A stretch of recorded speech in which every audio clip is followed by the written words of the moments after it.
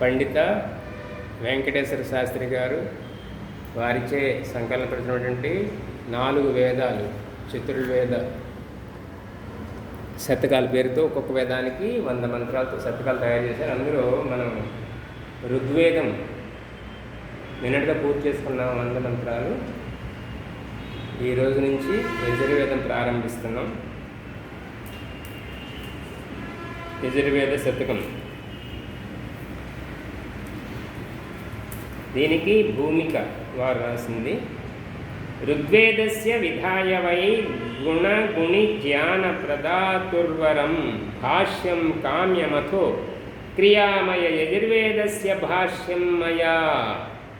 అంటే ఇక్కడ ఋగ్వేదంలో ఏముంటుంది, యజుర్వేదంలో ఏముంటుంది అనే విషయం ఇక్కడ తెలియజేశారు. సమస్త పదార్థాల గుణగుణి జ్ఞానమును తెలియజేసే గ్రంథము సర్వోత్తమైనది ఋగ్వేద మంత్రార్థ భాష్య రచన. ఋగ్వేదంలో గుణ గుణి సమస్త పదార్థముల యొక్క గుణగుణి జ్ఞానము ఋగ్వేదం ఉంటుంది.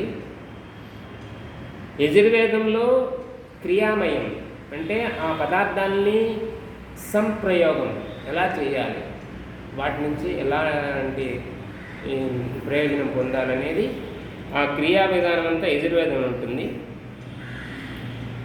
అని చేత క్రియామైనటువంటి యజుర్వేద భాష్యం అంటే కర్మకాండ జ్ఞానప్రధానమైన యజుర్వేద మంత్రార్థ భాష రచన ఆరంభిస్తున్నాను అని చెప్తూ పై భావార్థంలో యజుర్వేదము క్రియామయ వేదం అని చెప్పబడింది.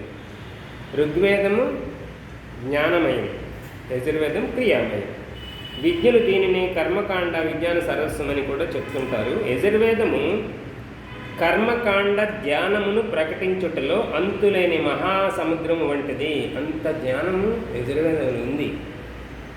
సమస్త మానవాళికి సంబంధించిన శ్రేష్టతమ క్రియలు ఎట్లు చేయాలి అనేది ఇందులో బోధించబడి ఉన్నది.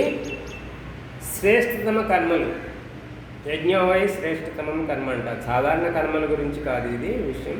యజుర్వేదంలో శ్రేష్టతమ కర్మల గురించి చెప్పబడింది. యజుర్వేదంలో మొదటి అధ్యాయంలో మొదటి మంత్రం ఓమిషేత్వోర్జేత్వా వాయవస్తదేవో వః సవితా ప్రాప్యతు శ్రేష్టతమాయ కర్మణ అంటూ ఇంకా ఉన్నది మంత్రం. ఆ మంత్రంలో ఉత్కృష్టతమైన కర్మలు చేయించడం, శ్రేష్టతమాయ కర్మలు, ఉత్కృష్టమైన కర్మలు ఆచరించడం కోసం తమకు తాము అర్పించుకోవాలని ఈ మంత్రం యొక్క ప్రథమ మంత్రంలోనే ఉత్కృష్టమ కర్మల గురించి మానవులకు బోధించినటువంటిది యజుర్వేదం. ఇందులో యజ్ఞం అంటే కేవలం అంటే దేవయజ్ఞం మాత్రమే కాదు, పంచమహాయజ్ఞాలు, అలాగే షోడశ సంస్కారాలు, మనుషులు బ్రహ్మముహూర్తం నుండి మొదలుకొని తిరిగి బ్రహ్మముహూర్తం మరలా రెండవ రోజు బ్రహ్మముహూర్తం అయ్యేంత వరకు చేసే కార్యకలాపాలన్నీ క్షుణ్ణంగా ఇందులో తెలియచేయబడినవి. దీనికి శతపథ బ్రాహ్మణంలో ఈ విధంగా రాయబడి ఉన్నది. అలాగే యజుర్వేద అనే శబ్దం యొక్క అర్థం అది ఎలా సిద్ధించింది అనేది సిద్ధి గురించి చెప్తున్నారు.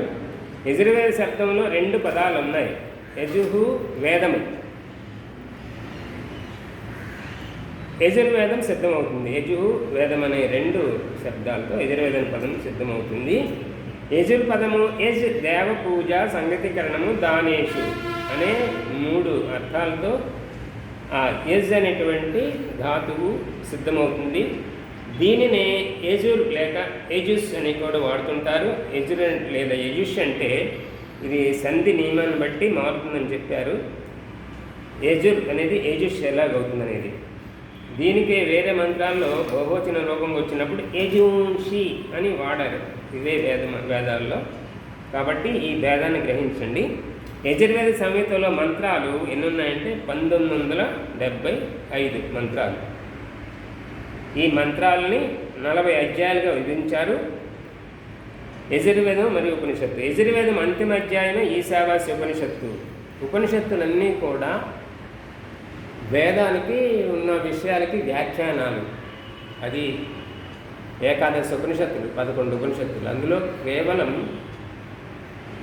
వేదంలో ఉన్న మంత్రాలను పూర్తిగా తీసుకొని 40 అధ్యాయంలో ఉన్న 17 మంత్రాలు తీసుకుని ఆ మంత్రాలని పూర్తిగా ఉపనిషత్తులో పెట్టింది ఈశావాస్య ఉపనిషత్తు. కేవలం ఒక్క ఉపనిషత్తులోనే యజుర్వేదం 40 అధ్యాయం పూర్తిగా ఉంటుంది, దానికి వ్యాఖ్యానం ఉంటుంది.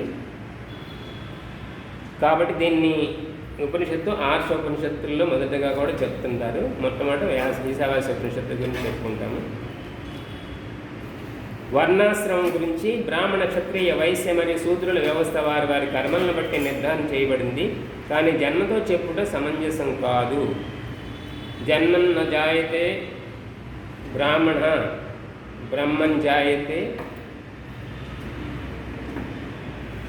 బ్రాహ్మణ్, జన్మన్ నా జాయతే శూద్ర. అంటే జన్మతో అందరూ శూద్రులే, కానీ బ్రహ్మజ్ఞానం కలిగిన మీదట వాడు బ్రాహ్మణుడు అవుతున్నారు ఎవరైనా సరే, లేకపోతే వాడు అలా శూద్రుడిగానే ఉంటారు. అది యజుర్వేదం అనేక చోట్ల ఈ వర్ణాల గురించి, కర్మ నుంచి ఎలా ఏర్పడుతుంది, అతను చేసే గుణ కర్మలను బట్టే వర్ణం వస్తుందనే విషయం ఈ యజుర్వేదంలో చాలా చోట్ల వచ్చింది. అలాగే యజుర్వేదం వేదాల విశిష్టత.